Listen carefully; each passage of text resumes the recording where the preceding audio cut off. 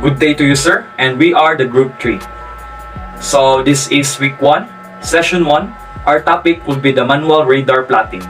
So this is also the members. So I introduce myself as the Cadet Burgos Christian Gabriel Lopez, to be followed by the Cadet Cañete Vance Audrey, and lastly the Cadet Cadivida Joel.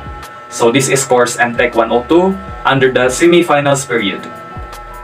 So our course outcome. Our course outcome will be to perform manual plotting techniques given the information from the radar observations. So the learning outcome. At the end of the session, the students shall be able to manual plotting given the information from the radar observation. So without further ado, let us start. So example, CPA, or the closest point of approach. In determining CPA, at 0800 or 800 hours, a contact bears 208 degrees true or 280 degrees true at a range of 16,000 yards. So first, plot the M1 points on the move board or maneuvering board that corresponding to the bearings and ranges of the contact. So note, we must use a 2:1 scale. So here you can see from the illustration, so this is our maneuvering board. So on the top right corner, you can see the S or the scale. You can also see there the numbers ranging from the nautical mass, and also from the left side is you can see a letter D, which means the distance. So given by the maneuvering board, you must plot the M1 at 280 degrees true at 16,000 yards. So that's all for my report, sir. Thank you. Good day to each and everyone. I'm the Cadet Vance Audrey Cañete. So to continue Gabriel Burgos's determination of CPA, we have here at 0815 hours, the same contact bears 300 degrees true at 10,000 yards. Find the CPA bearing, range, and time. So we should plot M1 and M2. Points on the move board or maneuvering board would correspond to the bearings and ranges of the contact. Note, we should still use the 2:1 scale. So here is our maneuvering board, and as you can see, our M1 is already plotted as discussed by Gabriel Burgos.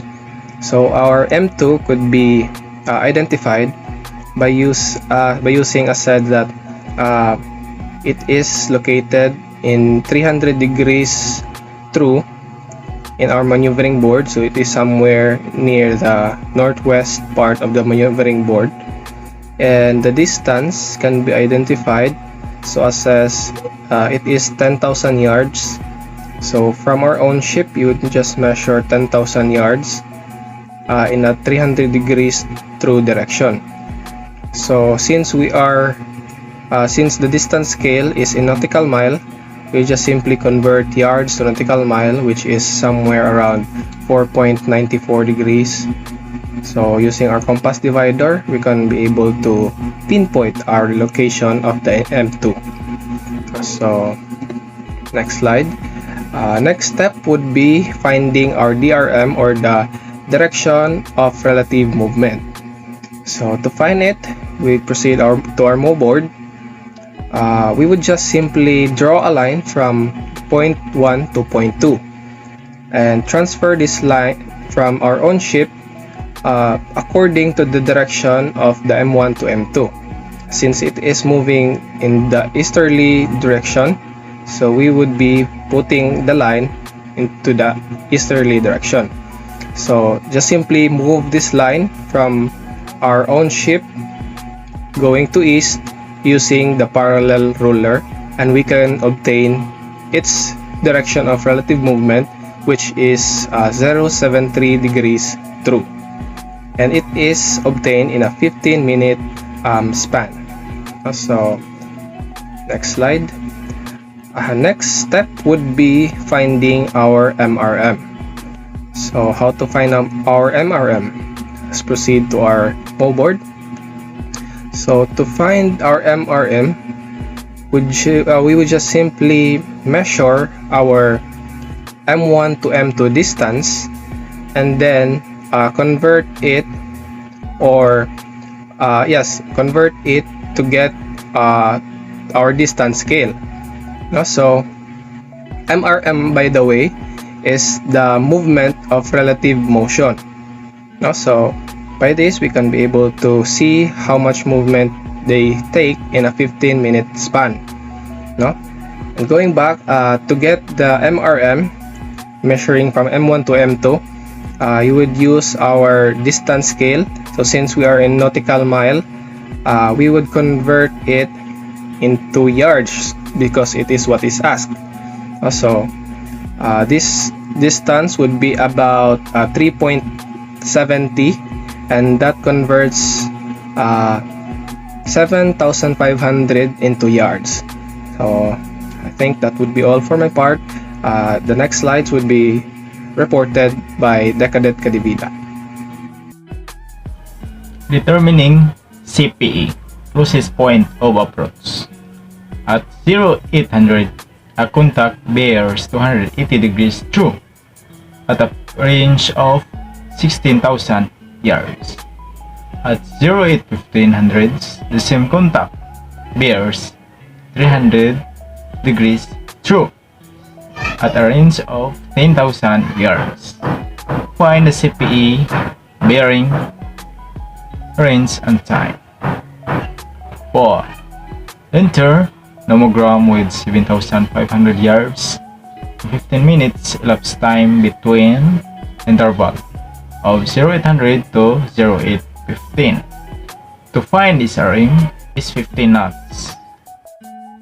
So this is the radar plotting sheet, and it has the ratio of 2:1.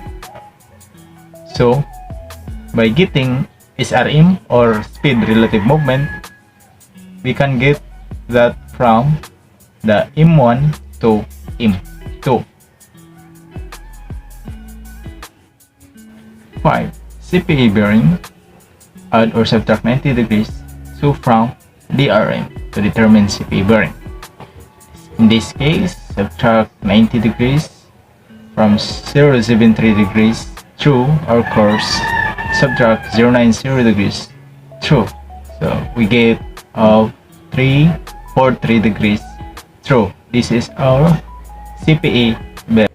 So by finding CPE, all we need to do is to subtract or add 90 degrees from direction of relative movement or DRM. So in this case, all we do is to subtract 90 degrees from our direction of relative movement of 073 degrees through minus 090 degrees through. We get 340 degrees through. This is our CPE bearing. Number 6.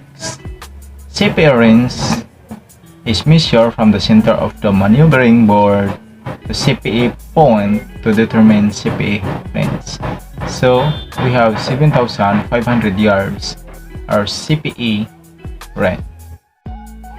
So by finding CPE range, all you need to do is to get your compass divider, measure from the center of maneuvering board to CPE point, and after measuring, you transfer it or you put it into your radar measurement scale in your plotting sheet so that you can get the exact value of that distance. 7. CPE time is measured from the distance between M2 and CPE point. This distance is 6,900 yards. Enter the nomogram with 6,900 yards and an SRM of 50 knots. We have 14 minutes. Add this time to M2 to find CPE time. So by getting time closest point of approach, we measure it from M2 to CPE point. So in this case, we have a 14 minutes. So 14 minutes is getting from the M2 to CPE point. So from M2, M2 has a time of 0815 100 hours. So we add for 10 minutes. So we have time closest point approach of 08 2900 hour.